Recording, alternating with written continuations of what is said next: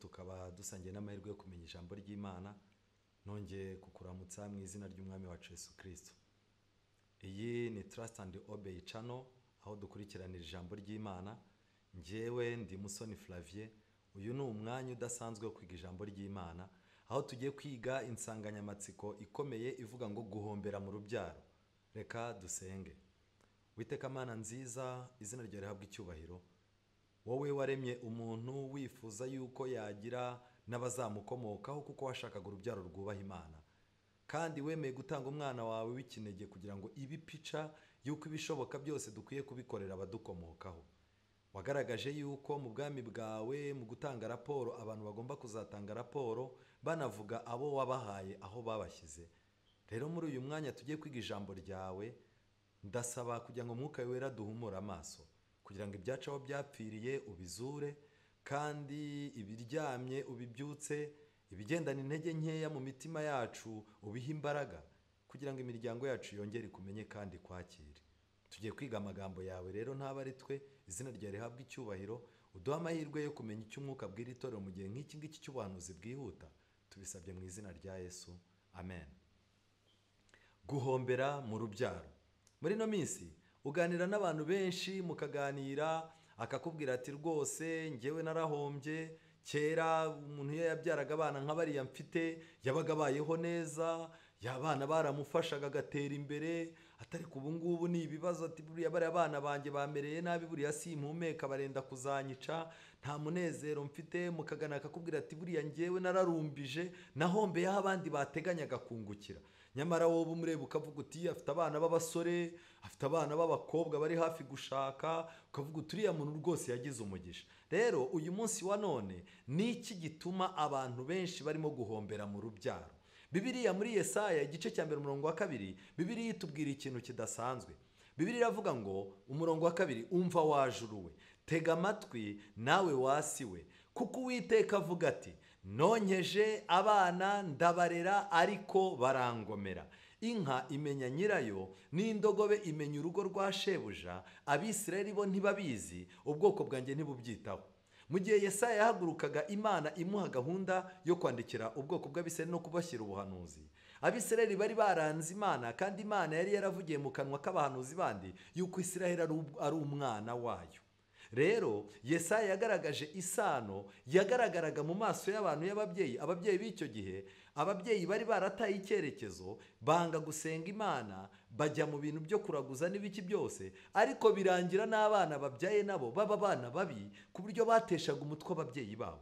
Rero Yesaya yanditse mu mvugo yari izwi, yagaragaraga kugira ngo ababyeyi bumve uburyo Imana ibabaye. Arangije aravuga ati, Uwiteka aravuga ngo nonkeje abana ndabarera ariko barangomera. Uyu munsi wa none iri somo turifite nk'ubuhanuzi burimo gusohora mu minsi y'imperuka. Ababyeyi barimo barakoresha imbaraga zose. Umwana urimo uremera ugafata kredi, umwana akiga, ugakora ibishoboka byose, umwana akajya mu mashuri akiga akazamuka, yewe abagerageza bagurisha n'inzu bakohereza abana kwiga hanze. Umwana yarangiza yamara kwiga akagaruka, ukavuga uti uko biri kose agiye kwibeshaho. Icya kabiri azabeshaho abarumuna be nabyaye na bashiki be, narangiza nanjye azansindagize mu busaza. Ariko igitangaje, umwana mu gihe cyose azamutse mu ntera, icyo mwamutekerezagaho si cyo mubona. Uyu munsi rero ababyeyi benshi barwaye imitima, abandi barwaye za diyabete, abandi barwaye imivuduko y'amaraso, abandi agahinda karabishe. Ababyeyi benshi bageze n'ubwo biyahura, abandi bihaye uburozi, abandi bariyahuye barapfa, abandi barice baravuga batumva wanteye agahinda, nzagukubita ikintu nkwice, nemere nguhombe nibarangiza banamfunge. ariko mu by'ukuri ibi byose ni iki? Ni imperuka. Satani ntiyifuza yuko haboneka isano hagati y'abana n'ababyeyi babo. Rero Imana iti nonyeje abana ndabarera ariko barangomera. Uyu munsi wa none ababyeyi batabana n'Imana ubu buhanuzi bazabubona bubasohoreraho. Yesaya igice cya 8 umurongo wa 18 Bibiliya iravuga ngo dore njyewe n'abana Uwiteka yampaye turabo kubera Abisiraheli ibimenyetso n'ibitangaza bituruka ku Uwiteka Nyiringabo utuye ku musozi wa Siyoni. Mu magambo make, muri Yerusalemu hari imiryango ibiri. Hari imiryango yonsaga abana ikabarera, bayikura bakayigomera bakanagomera n'Imana, ariko hari harimo n'indi miryango mike abana bakuraga ku buryo buri munsi, buri mu materaniro yera, abo babyeyi bazaga imbere y'Imana bakavuga ngo dore tuhagaze ahangaha n'abo Uwiteka yaduhaye turabo kubera Isiraheli ibimenyetso n'ibitangaza. Mu magambo make, niba urugo rwawe rudatera abantu kwitangira itama no kuzunguza umutwe, urugo rwawe rutuma abantu bamanika akaboko bagahimbaza Imana. Rero nshuti zanjye, byanga byakunda, urubyaro ni umugisha, urubyaro ni amahirwe, ariko abantu muri no minsi y'imperuka nibarangara bagiye kuruhomberamo mu rwego rwo hejuru, kandi hari n'abazazimiza ubugingo bwabo buhoraho bitewe n'urubyaro rwabo. Mu Migani igice cya 3 umurongo wa 12 Bibiliya iravuga ngo kuko Uwiteka acyaha uwo akunda nk'uko umubyeyi acyaha umwana we yishimana. Mu magambo make, umubyeyi w'umunyabwenge akoresha tekinike nk'iy'Imana. Tekinike y'Imana ni iyihe rero? Ni uko Imana icyaha umuntu ikunda. Umuntu Imana yacyaha ikabona nta musaruro byatanga, nta n'impamvu yo kumuhana. Ariko umuntu wese Imana icyaha ikunda ikabona byabyara umusaruro, iramuhana. Rero umubyeyi uzi ubwenge acyaha umwana we yishimana. Mu magambo make, iyo ucyaha umwana akakumva nubwo yaba akora amafuti, biranezeza iyo azagaruka mu cyerekezo cy'inama urimo kumuha. Mu gitabo cy'urugo rwa Gikristo mu cyigisho cya 23, urugo rwa Gikristo icyigisho cya 23 baranditse ngo abana bahawe ababyeyi babo nk'ikigega cy'agaciro, Imana izabababaza umunsi umwe. Mu magambo make, abana bahawe ababyeyi babo nk'ikigega cy'agaciro, Imana izabababaza umunsi umwe. Mu magambo make, ababyeyi bagomba kumenya yuko umunsi umwe Imana izababaza abana babo, kuko abana ni ikigega cy'agaciro. Ubwo tugiye kwibaza rero, ese kubyara byigisha icyo umuntu? Kubyara bimariye iki? Kuki Imana yemeye ko abantu babaho bakabyara? Impamvu ni imwe, turaza kuyibona. Tugomba rero guharanira umwanya munini n'amasengesho menshi mu burezi bwabo no kubitaho. Bakeneye cyane uburezi bufite ireme. Mu magambo make, abana bakeneye uburezi bufite ireme. Ubu burezi bukaba ari uburezi bufatika mu by'uburezi busanzwe, bukaba n'uburezi bufatika mu by'Imana. Ariko murabizi muri no minsi uburezi n'uburozi biregeranye cyane. Ababyeyi benshi bagotomeresha abana babo uburozi, bazi ko barimo kubagotomeresha igikombe cy'uburezi.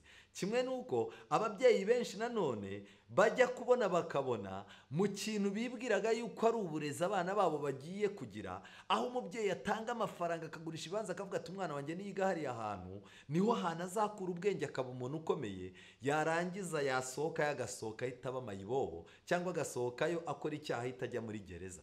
Rero babyeyi, gusenga amasengesho menshi arakenewe kugira ngo yivange mu burezi muha abana banyu, kugira ngo abana banyu bagire icyerekezo. Bitari ibyo hazabaho guhomba ku munota wa nyuma. Abana ni umwanda ukomoka ku Uwiteka, kandi tuzamusobanura uko twacunze uwo mutungo. Ababyeyi bakwiriye gukorera abana babo mu rukundo, mu kwizera no mu gusenga, kugeza igihe bazashobora guhagarara imbere y'Imana bavuga bati ndi hano n'abana Uwiteka yampaye. Amen. Aya magambo ari muri cya cyigisho cya 23 igitabo cy'urugo rwa Gikristo. Gusa bamaze kubona ubwiza bw'urugo n'abana, baranditse ngo urugo rutagira abana rwo ruba rumeze nk'ubutayu. Mu magambo make, urugo rutagira abana bitewe n'uburyo Satani bababaza cyane, bitewe n'uburyo hari n'abantu Satani akoreramo bakabababaza. Nigeze kubwirwa amateka y'umuntu utaragize amahirwe yo kubyara, wagiye ahantu babyaye, aragenda aricara, abadamu bagenda bahererekanya abana ku munsi wo kwita izina, bagenda bahererekanya abana. Barangije umuntu umwe yongorera nyiri urwo rugo aramubwira turiya mwana wawe witonde ntajye mu biganza by'uriya muntu utarabyaye, ushobora kugupfana cyangwa ntuzongere kubyara. Bararetse umwana aragenda, agiye kugera mu biganza bya wa mudamu utabyara. Barangije bahita baza bamwambura umwana, baramubwira ngo umwana ngo ntabwo ari bumuterureho, ngo umwana yamaze kuruha, bahita bamusubiza mu nzu. mu magambo make urugo rutagira abana ruba ari nk'ubutayu, imitima yabo iba ari ubutayu. Kutabona umwana ukambakamba mu rugo ubwarwo, urwo rugo ku bantu bifuza urubyaro, urwo rugo rwabo baba babona ari ubutayu. Kandi nanone kuri sosiyete rusange nayo ibabona nk'ubutayu, bakagira ngo nibo babyikoze kandi atari bo. Mu by'ukuri hari ikintu gikomeye, gusa aba bantu Imana ifite ikibakorera cyane, kandi Imana ifite ikibasaba gukora. Nuko umunezero bateganyaga ku bana babo bagombaga kubyara badafite, bagomba kuzaza bita ku bana babyawe, imiryango yabo ikaba itazi agaciro kabo, ikaba itabitaho kandi ihora ibajugunya uko ishatse. Rero nshuti zanjye, aya magambo arakomeye. Mu gitabo cyitwa Testimonies for the Church, volume ya 2, paji ya 230, baranditse ngo iyo umuryango ugizwe n'abantu babiri nk'uko uwanyu umeze, kandi akaba ari nta mwana uharangwa wo kubigisha kwihangana, kubabarira n'urukundo nyakuri, ni ngombwa kuba maso ubudatuza kugira ngo kwikunda kutaganza. Aya magambo bayanditse ku bantu bari bafite ubushobozi bwo kubyara, ariko bakavuga bati kubyara ni stress. Umugore akavuga ati ibere ryanjye ritazagwa umugabo akanya, ngo umugabo nawe yarangiza ati ibintu by'abana bituma duheka tugira gute batuvuna dushaka iminani. No, twibanire nge nawe nk'abatazabyara, twibere mu buzima turya isi nk'uko bajya babivuga. Ariko mu by'ukuri muri iki gitabo baranditse ngo mu gihe nta mwana urangwa hagati y'abantu babiri bashakanye, bakibuza kubyara ku bushake, byanga byakunda urukundo nyakuri rushira muri bo, kuko umwana ni ishuri ryiza ryo kwigiramo impuhwe. Bitabaye bityo umuryango nk'uwanyu uzaba ihuriro ryo kwikunda no kwibona, kugeza ubwo mwumva ibitabareba kwita ku bandi. Mu magambo make rero, umwana yigisha urukundo, umwana yigisha impuhwe. Murabizi neza, umwana hari igihe wicara ukamubwira uti genda ubwire kanaka ko ntahari. Umwana araza agahita avuga ngo arambwiye ngo ntahari. Umwana hari igihe wicara ukavuga uti wenda mu ngo zimwe na zimwe zabyaye abana benshi, hari igihe bicara bakavuga bati mucunge bariya abana murimo gukina batashye nibwo turi bubagaburire. Wajya kubona ukabona umwana babana batashye uramwaruriye ibiryo, agahita agenda akajya kubahamagara bose, kandi n'ubundi abo bana bawe ni 5 ntibari buhage, ariko aragenda akajya kuzana n'abo mu rundi rugo. Ni ukuvuga ngo umwana yigisha imico abantu bakuru, imico idasanzwe. Rero twihuta najya mbabwire ngo abana ni umugisha, ariko nanone iyo utitonze ukabirangarana, byanga byakunda ushobora guhombera. Mu gihe abandi bagiye kuzungukira ku bana babo umunezero, wowe ushobora kuzasaruramo amarira. Abaheburayo 11:23, Bibiliya iravuga ngo iki? Kwizera niko kwatumye Mose ahishwa n'ababyeyi be amezi 3 amaze kuvuka, kuko babonye ako kana ko ari keza ntibatinye itegeko ry'umwami. Mu magambo make, impamvu abakobwa bakuramo inda, impamvu abantu batagishaka kubyara, impamvu abantu bumva bahaza urubyaro, nuko nta kwizera bafite. Kwizera niko kwatumye mu gihe cya kera babona yuko Mose ari akana keza, barangiza bakamuhisha kuko ntibatinye n'itegeko ry'umwami. Iyo abatwari dufite kwizera, abana bacu twabona ko ari beza, twabona ko batatwongerera stress, twabona ko atari babi. Ariko kwizera ntago uhari. Umuntu wese uganira n'umwana umubwira uti nagukubita nka kwica, ntimukanzaneho stress, n'ubundi ntacyo umaze, we wanapfa ukagenda. Ubwo kandi ni umubyeyi burimo kubwira umwana. Ababyeyi benshi barimo baraturira ku bana babo ibintu bibi, ugasanga umubyeyi abwiye umwana tuzapfa nta utikamiye n'ay'umuyenzi. Wowe nkurikije uko nkubona uzapfa nta n'icyo ugezeho. Mwirinde kwaturira abana banyuho ibintu bibi, kuko kenshi na kenshi uzasanga Satani azatera kashe ku muvumo mwavumye abana banyu. Mu rwandiko rwa 2 rwa Timoteyo igice cya 3, Bibiliya ivuga ubuhenebere bwo mu minsi y'imperuka, ariko biratangaje yuko n'urubyaro rutazarokoka. Umenye yuko mu minsi y'imperuka hazaza ibihe birushya, kuko abantu bazaba bikunda, bakunda impiya, birarira, bibona, batukana, batumvira ababyeyi babo, indashima batarabera. Isano mbi iri hagati y'ababyeyi n'abana itugaragariza yuko Yesu agiye kugaruka. Niyo mpamvu uyu munsi wa none ababyeyi bumva batakinanezerewe. Hari n'umubyeyi wicara akabwira umwana we ati sinzongere kukubona mu maso yanjye, sinifuza no kuzumva ijwi ryawe, ndetse sinshaka yuko n'igihe cyose uzongera kunyita so. Bitewe n'iki? Satani arimo aradanangira imitima y'abana ikaba mibi cyane, kugira ngo ababyeyi nabo bahombe ubuzima bwabo. Rero nshuti zanjye, ibi bintu biratangaje. Muri Ezekiyeli igice cya 18 umurongo wa 1, Bibiliya iravuga ngo umugani w'inzabibu zirura umuntu azazira ibyaha bye. ijambo ry'Uwiteka ryongera kunzaho riti kuki mujya mucira igihugu cya Isirayeli uyu mugani ngo ababyeyi bariye inzabibu zirura ariko abana babo bakaba ari bo bagira ubushagarira mu kanwa? Mu magambo make, igihe cyarageze muri Isirayeli uburangare bw'ababyeyi butuma abana babaho nabi. Uyu munsi wa none mwa babyeyi mwe mukwiye kuvunika, mukwiye gukora, mukwiye guhiga hazaza h'abana banyu, yaba h'umubiri haba n'iby'umwuka. Mukwiye kumva ko ari ibintu bibababaje. Uyu munsi rero, uyu munsi wa none uburangare, kudamarara k'umugabo, kudamarara k'umugore, kutagira icyo witaho, kwiyorohereza mu buzima, uzasanga mu minsi izaza abana bazagupfira mu maso, ukabona abana bawe bagupfanye bapfuye ubusa, ukabona abana bawe bahagaze bapfuye bahagaze, wabarebaga kubw'uburangare ufite uyu munsi wa none.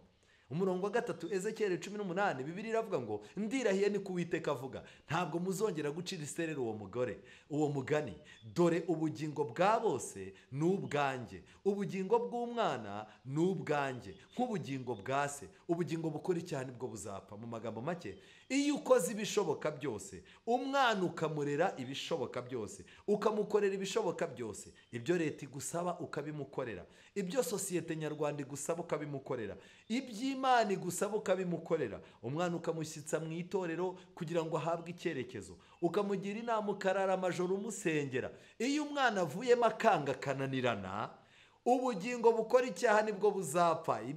Ibyaha by'uwo mwana bimujya ku mutwe, uba utandukanye nawe kuko ntacyo uba utarakoze. Ariko ababyeyi b'iki gihe bakaraba hakiri kare. Umwana aratangira yakunanira gato ugahita uvuga uti ndakarabye Imana ntizagira icyo imbaza. Umwana atashye bwa mbere, atashye saa moya, urakarabye. Ejo nataha saa sita ntuzavuge kuko n'ubundi urakarabye, aho kumugira inama ngo umwereke ingaruka, ahubwo urimo uramuvuma, umutuka, umubwira yuko wahombye n'ubundi ntacyo wabyaye. Muri Bibiliya Imigani 19:13 Bibiliya iravuga ngo umwana upfapfana abera se ikirumbo. Mu magambo make, ababyeyi b'abagabo buriya murabizi tugira ikintu kiba mu bagabo gisekeje. Umwana iyo yabaye uwa mbere mu ishuri aba ari uwa se. Ukumva na papa we niyo yatakandagiye mu ishuri arishaka avuga ati iwacu turiga tugatsinda, nanjye nabaga uwa mbere. Kandi ugasanga wenda umubyeyi yabaga n'uwa 40 mu bana 41, ariko ugasanga arimo aravuga turiya mwana rwose naribyaye, umwana wanjye naribyaye nta kintu mpomba. Ariko umwana byanga byakundiye abaye mubi, ababyeyi b'abadamu baragowe, ahita yitwa uwa nyina. Nikiri isomo rivuga uburyo icyaha cyangije ibitekerezo by'abantu. Imigani 19:13 umwana upfapfana abera se ikirumbo, kandi intonganya z'umugore ni nk'ibitonyanga bidatuza. Mu magambo make, umwana mubi atuma urugo hagati y'umugabo n'umugore habonekamo n'intonganya. Urugo n'amatungo umuntu abiragwa n'ababyeyi be, ariko umugore witonda umuntu amuhabwa n'Uwiteka. Iri ni ihame ryanditse imbere yacu. Irindi somo nkunda cyane riri mu Migani igice cya 10. Imigani ya Salomo igice cya 10 umurongo wa 1 baranditse ngo imigani ya Salomo, umwana w'umunyabwenge anezeza se, ariko umwana upfapfana ababaza nyina. Niba mubireba muri ibi ngibi rero, umwana byanga byakunda abagabo ntago bakunda kwibabaza. Iyo umwana abaye mubi, umugabo aratangira agahita avuga ati genda wegere nyoko mubiganireho n'ubundi mwese muri kimwe. Ubwo nuvuga ngo umugabo ahita ashaka ikintu kizaza gituma atahatinze, agashaka uburyo yihanaguramo uwo mwana, agashaka uburyo atazibabaza. Ariko ikintu kibabaje ni kimwe, nuko uburangare n'ubujiji, ubugoryi n'ubwenge buke bw'umwana biraza bikababaza nyina. Bibiliya iravuga ngo ariko umwana upfapfana ababaza nyina. Niyo mpamvu rero uyu munsi wa none muzabona abagore barimo gupfa cyane, bicwa n'indwara nyinshi zidakira. Akenshi ni iki? Bafite imitwaro bikoreye mu buzima abagabo batikoreye. Mbega uburyo abagabo dukeneye gusengera abagore bacu. Niba umwana w'umunyabwenge anezeza se, ariko haza umwana upfapfanye tukamwegeka kuri mama we, mu magambo make mama we niwe wikoreye agahinda. Ndetse narayobe impamvu ababyeyi benshi usanga umwana ku munsi w'ubukwe ntabwo uzabona umwana wahaye se kado cyangwa se wavuganye na se, ahubwo kenshi na kenshi abana b'abakobwa yagiye gushaka arebana na nyina mu maso, amarira akagwa, yarangiza nyina akamuhanagura na nyina bakamuhanagura. Ariko mu by'ukuri iryo riba ari ibanga ry'uko uyu mubyeyi yikoreye agahinda k'umwana kugeza igihe umwana akuze. Rero najya mbabwire ngo niba mushaka umusaruro mwiza, nimushake uburyo muwukorera. amagambo akomeye ari mu gitabo cy'abakurambere n'abahanuzi paji ya 81, igitabo kiri soft. Baranditse ngo icyo umwana yahindukiye kuri Enoki. Enoki yabyaye umwana, arangije umwana wamwigiraho pe. Nyuma y'uko umwana w'imfura wa Enoki amaze kuvuka, Enoki yageze ku rwego rusumbyeho, yateye intambwe yo gushyikirana n'Imana biruseho. Tegerezaga urukundo umwana akunda se, uburyo yiringira ko ntacyo yaba bari kumwe, ubwo yumvaga mu mutima we asabwe n'impuhwe kubw'uwo muhungu we w'imfura. Byamwigishije icyigisho gikomeye cyane ku byerekeye urukundo ruhebuje Imana ikunda abantu. Amen. Mu magambo make, Enoki arebye uburyo akana ke kamwiringira.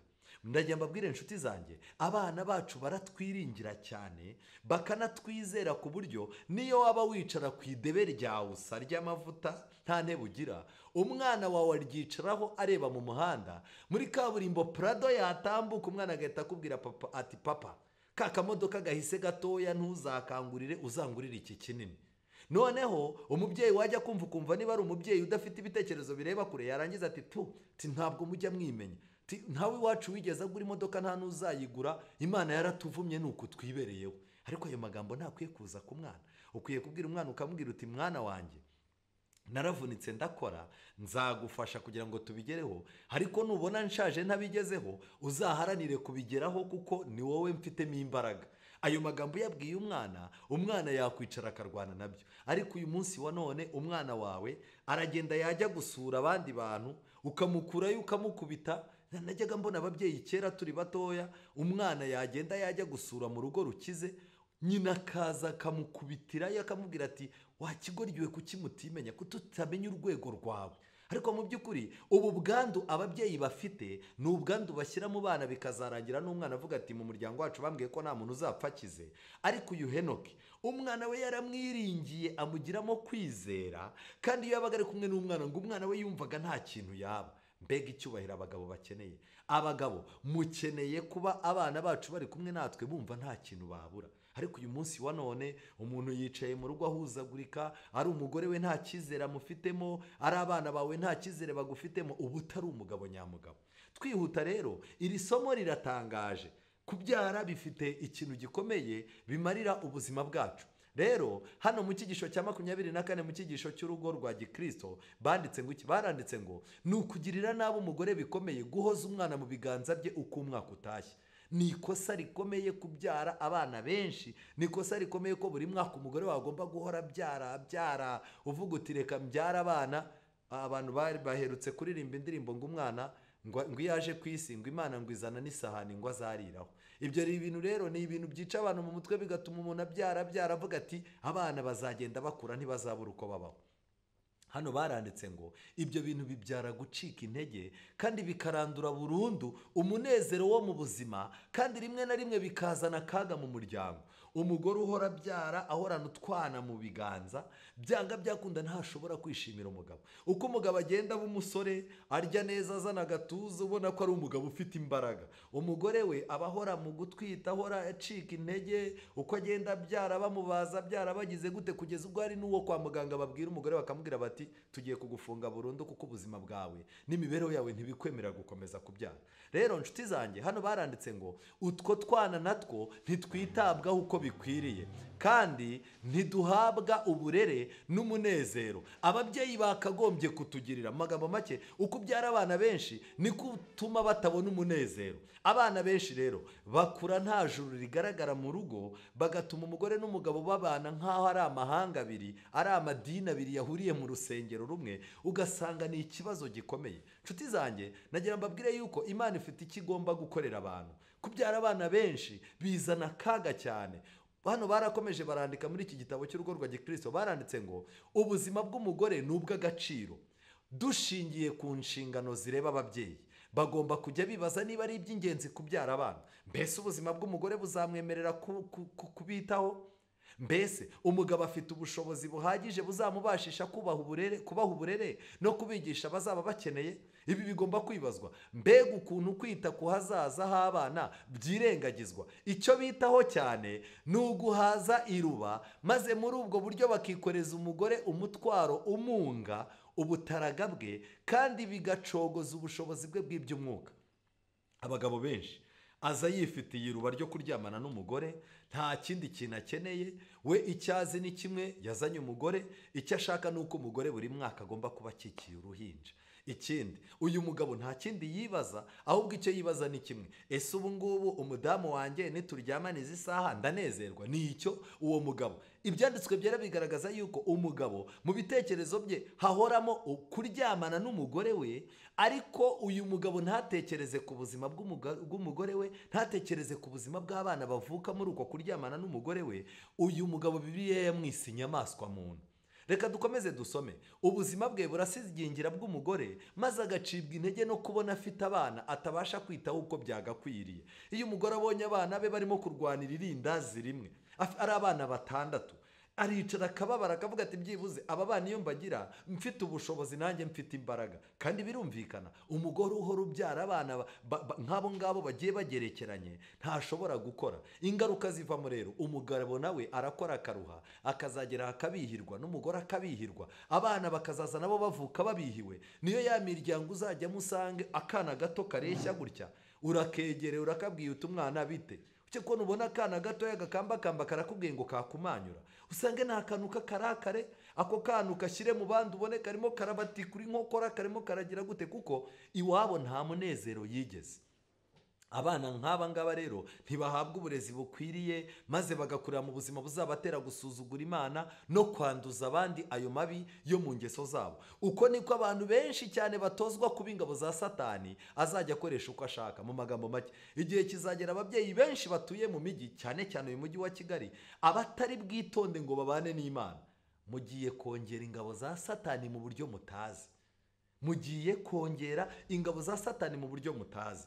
Rero abana benshi ni bangahe? Abana benshi biterwa n'uwuriwe, icyo ni icya mbere. Biterwa n'aho utuye, biterwa no guteganya kwawe ko hazaza wateganyije, biterwa n'ubuzima bw'umugore wawe, biterwa n'umuco n'imyizerere n'iterambere ririho. Ariko by'umwihariko kubyara abana bigomba guterwa n'uko watekereje ubuzima bwabo bwiza bw'ahazaza.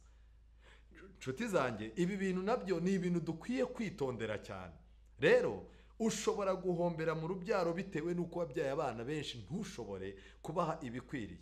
None se ni iyihe nama twaha abantu bamaze kubyara abana benshi?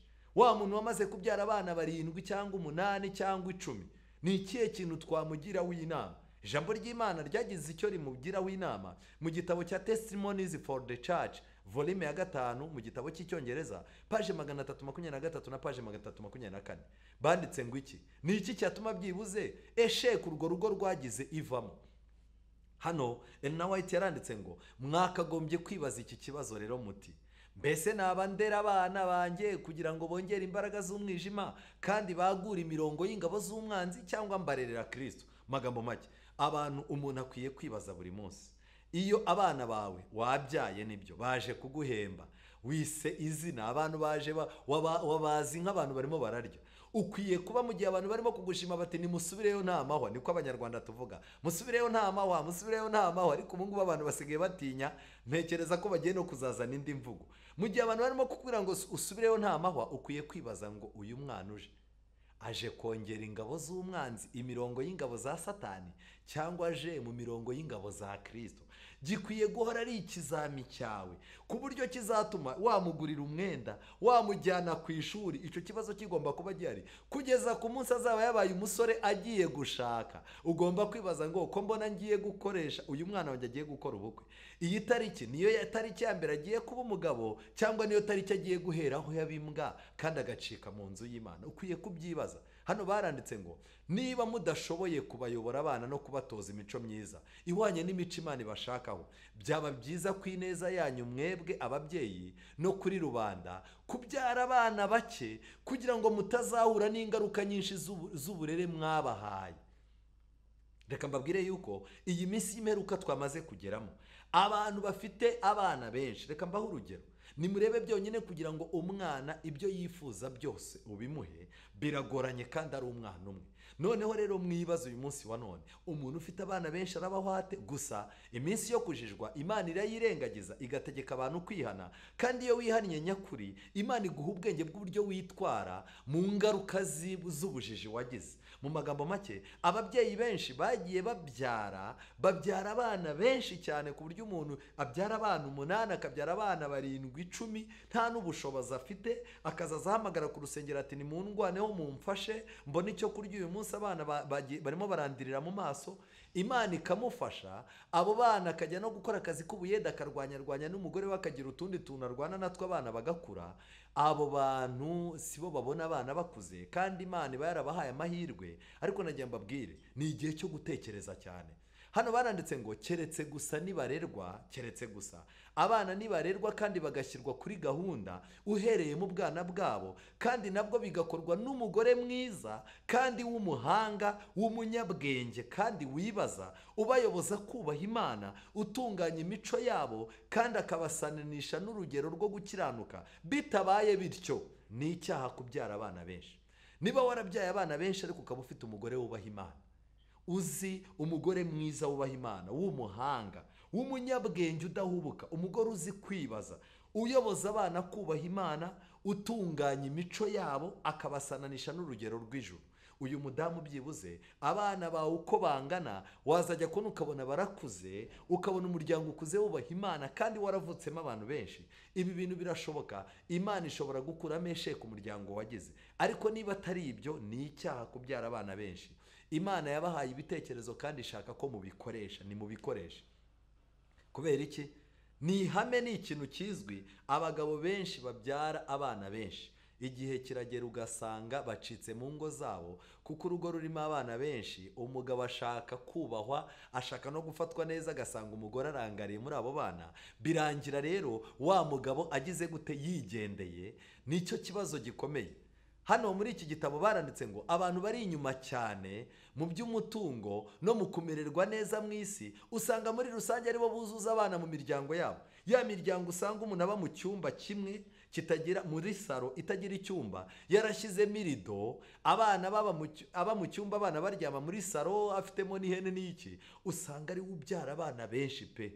Mu gihe abantu bafite ubushobozi bwo kugera ku mutungo aribo muri rusange badafite abana barenze abo badashobora gutunga. Abantu badafite ubushobozi bwo kwiyitaho rero ubwabo ntibari bakwiriye kugira abana. Abantu badafite ubushobozi bwo kwiyitaho ntibari bakwiriye kubyara abana bazaza kuba bamayibobo ku isi, abana bazaza kuzambya ibintu. Reka mbibutse yuko impamvu abagabo n'abagore b'uyu munsi wa none benda kwicana benshi biterwa n'uko babyaye abana, noneho bakabyara abana batabiteguye, bakabyara abana batarabitekerejeho, batanabyumvikanyeho. Noneho ugasanga umugore arimo arita abana ko ari ab'umugabo, umugabo nawe akavuga ko abana ari ab'umugore.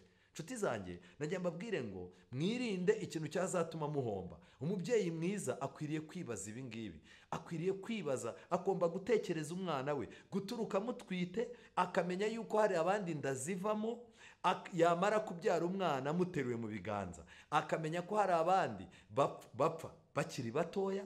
Igihe umwana wagejeje mu myaka yo gutangira ishuri, uyu mubyeyi agomba kurwana intambara, akamenya ko akiri ku rugamba, ariko akanazirikana ko hari abandi bapfushije abana badakandagiye mu ishuri. Uyu mubyeyi mwiza agomba gutekereza umwana arangije ishuri, ntakwiye kwibagirwa amajoro yamaze ku ishuri bamuhamagaye ajya kwishyura ibyo umwana yahombeje cyangwa yibye cyangwa yangije. Akwiye guhorana ibitekerezo bizirikana ko agomba gutekereza ku mwana. Uyu mubyeyi kandi ku munsi w'ubukwe, umwana we amaze gushyingirwa, bamuhamagaye umubyeyi ngo bamuhe impano, akwiye kumenya yuko ibintu byarangiye, ariko akagirira amakenga cyane ahazaza h'umwana we, agapfukama akamusengera, akanamugira inama kugira ngo umwana we yubake neza, kandi akamenyesha umwana ko gukunda Imana ari cyo kintu gikomeye. Muri Yesaya igice cya 46:3 Bibiliya iravuga ngo nimunyumve mwa nzu ya Yakobo mwe, namwe abarokotse bo mu nzu ya Isirayeli mwese, abo nahetse mukiri mu nda, nkabaterura mukivuka, nkabageza mu zabukuru, ndiwe muzarinda imvi z'uruyenzi nkibaheka, ni njye waremye, ni njye uzaheka, ni koko nzaheka kandi nzajya nkiza. Mu magambo make, umubyeyi uzi ubwenge akwiye guhora yumva yumva ko nta gihe na kimwe azarekura umwana, agomba kumubana nawe igihe umwana akuze agiye mu kwirwanaho mu buzima. Umubyeyi agomba gukoresha uburyo bwo guhamagara umwana akamuganiriza akanamusengera. N'igihe umwana amaze gushaka, ntabwo umubyeyi agomba kwivanga mu rukundo rw'umugabo n'umugore, ahubwo agomba kubereka ko gukunda Imana ari cyo kintu kizatuma babana neza kandi akazamura amasengesho ye. Ariko ababyeyi benshi uyu munsi wa none aragushyingira akiruhutsa ati ndakiza umuriro, nagende nawe ajye kurwaza. Umubyeyi w'iki gihe arimo arabona afite umwana mubi, yarangiza ati munshakire umusore mwiza w'umurokore w'injiji utazi iyo biva n'iyo bijya, nindangiza mukubita amafaranga mukubita uyu mukobwa mbone yava, kuko uyu mukobwa yandembeje ndumva nenda gushwanyuka umutima. Rero uyu munsi wa none ababyeyi bakwiye gusaba Imana ikabahindurira icyerekezo. Uyu munsi wa none abantu ntibakwiye kwibagirwa yuko ububi bw'abana babo babukomoye kuri bo.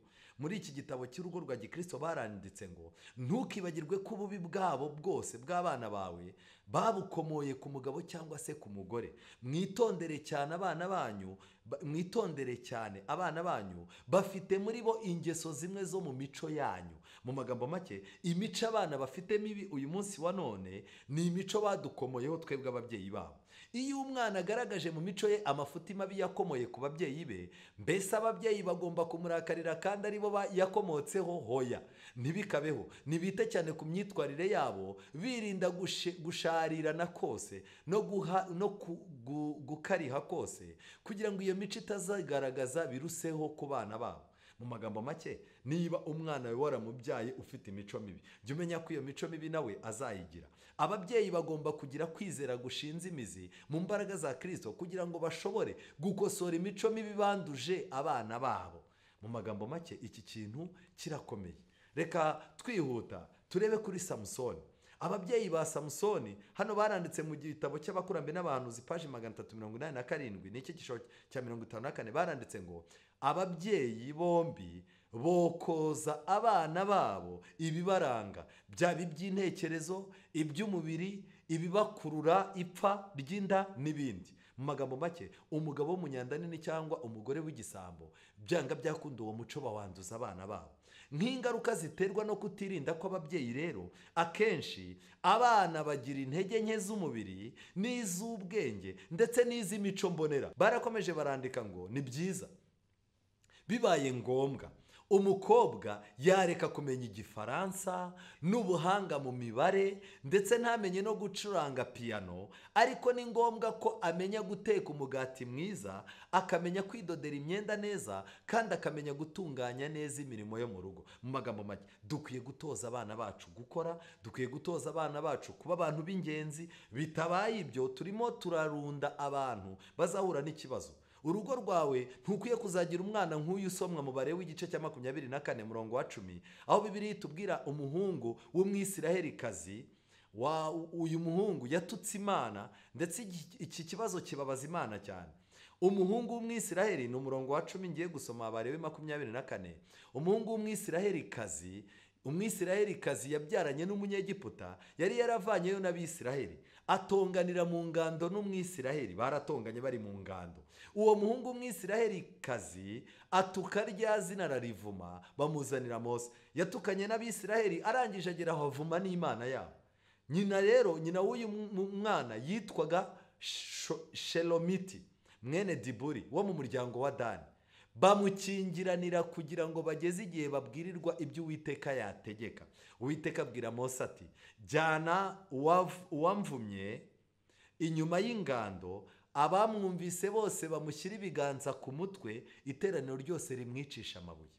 Nshuti zanjye, nagira mbabwire ngo uyu munsi wa none hari abana benshi ubona bavutse ku babyeyi bitwa ko basenga, ariko abo babyeyi ugasanga bararangaye kugeza ubwo abana babo uretse gutukisha ababyeyi bageraho bagatuka n'Imana ku mugaragaro. Iki kibazo rero Imana yitaye, irimo iritegereza ingaruka z'abana bacu. Umukobwa w'indaya, umusore w'igisambo, umusore w'umunyatabi, umuntu wananiranye. Imana yitegereza urwo rugo ikareba icyo umubyeyi yakoze. Uyu mubyeyi yari yaragerageje guhana umwana we, umwana we aramunanira, niyo mpamvu umubyeyi atatewe amabuye. Uyu munsi wa none rero, ababyeyi nimugerageze mugire abana banyu inama, mutange inama zishoboka, mubahe ibishoboka, kugeza igihe umwana nananirana bazavuga bati uriya mubyeyi nta kintu atakoze, ni uko inda ibyara mweru na muhima. Abantu bazagera bavuge bati uriya mubyeyi ni umuntu w'Imana, Satani yamukubitishije imico mibi y'uriya mwana, ariko uriya mwana imico ye ntabwo wamenya aho yayikuye, kuko uba waragaragaje yuko icyo wagomba gukora wagikoze. Rero nshuti zanjye, yaba umukobwa yaba umuhungu, abantu bose bananiranaga kera, Imana yabifatiraga umwanzuro. Twihuta rero, Ellen White mu butumwa bwatoranijwe, ubutumwa ku basore, mu gitabo cyitwa ubutumwa ku basore paje 74 kugeza paje 75, yaranditse ngo nahitamo kubona abana banjye barambikwa mu mva bagashyingurwa aho kubabona batera intambwe igana ku rupfu. Kuri nge igihamya giteye ubwoba cy'uko naba nararereye abana banjye kugira ngo bazarwanye Imana yo mu ijuru, ngo bazongere ingabo z'abahakanyi mu minsi iheruka, kandi ngo bagendere munsi y'ibendera ry'umukara, byaba ari igitekerezo kibabaje cyane kandi giteye agahinda. Ellen White yaravuze ngo yashimishwa no kubona abana be aho kugira ngo basebye Imana, yashimishwa no kubabona bari mu mva bapfuye. Rero babyeyi, twerekeza ku musozo, nagira ngo nkubwire ikintu gikomeye. Saba Imana igire ikigukorera, saba Imana igire uburyo igukangura kugira ngo ijambo ryayo rigire icyo rikora kuri wowe. Aba bana rero nimusenge, musabe Imana igire ikibakorera. Kubw'ibyo rero, amabwiriza yose y'ijambo ry'Imana akeneye kubwirwa abana. Abana bakeneye gutozwa, bakeneye gusengerwa, ariko bakeneye gutozwa gusenga nabo ku giti cyabo, bakeneye kugirwa inama, bakeneye gukora, bakeneye kurindwa ikintu icyo ari cyo cyose kibi cyabangiriza mu miryango yacu, kugira ngo batazasohoka barandavuye n'ubundi ugasanga kuba iwabo nta kintu byabamariye. Ijambo ry'Imana riratangaje. Uyu munsi wa none nagira ngo mbabwire ngo twerekeza ku musozo w'aya mateka y'isi, ibintu bigiye kwivangura. Umubyeyi udashaka kuzahomba natangire ategura ahazaza heza h'umwana we, hari mu Mana, amutoze gukora, amukorere ibishoboka byose, amuhe uburezi. Bitari ibyo, ababyeyi benshi bafite abana babo, ariko bazasanga abana babo barapfuye mu by'umwuka no mu by'umubiri, barapfuye mu by'ubunyangamugayo no mu byo gutekereza, bitewe n'uko ababyeyi batabaye maso. Ndagusabira ngo ube maso, kandi kuva uyu munsi umwana wawe akube hafi, umenye yuko ukimuhetse, kandi usabe Imana imuguhekere, kuko mu buzima mu gihe uzaba utakiriho, Imana izakomeza iguhekera abana mu bwami bw'Imana ku muzuko. Ababyeyi bazaba bari kumwe n'abana babo bishimana. Ngiki cyifuzo cyanjye ni uko utagirira igihombo mu rubyaro, ahubwo Imana yaguha kugira ngo urubyaro rwawe ruzagirire akamaro igihugu, urubyaro rwawe ruzagirire akamaro itorero, ruzagirire akamaro umuryango wawe, kandi nabwo ubwarwo ruzigirire akamaro. Nicyo ngusabira, nanjye nisabira mu izina rya Yesu, amen. Dusenge. Witeka Mana nziza, izina ryawe rihabwe icyubahiro. Ababyeyi benshi bafite agahinda, abandi benshi barenda gupfa, bamwe barwaye indwara zidakira kubera urubyaro. Watanze urubyaro nk'umugisha mu isi, ariko Satani yaje kuvangira uwo mugisha, ku buryo uyu munsi wa none abantu benshi abana babo babaye abanzi babo. Abantu benshi guhumeka no kunezerwa byararangiye bitewe n'abana babo. Satani arimo arakubita imitima y'ababyeyi benshi abababaza, yifashishije imico mibi bashyira mu bana. Twongeye gusabira imiryango nk'iyo ngo uyigenderere, kandi abana benshi ubahumura amaso, turabasabiye kugira ngo babe mu biganza byawe. Uduhe kugira ngo uyu munsi wa none, nubwo kurira kwararira umuntu, ariko bwacya impundu zikavuga. Dusabiye ahazaza heza abana badukomokaho, kugira ngo bazagire icyo bamara mu nzu yawe, bazagire icyo bamara mu gihugu no mu muryango wacu. Ariko by'umwihariko turagusaba ngo twigishe inama n'ubwenge, kandi tumanitse amaboko ko dutsinzwe n'ijambo ryawe, kugira ngo uze utubere isoko y'amahoro n'umunezero. Tubisabye mu izina rya Yesu, amen.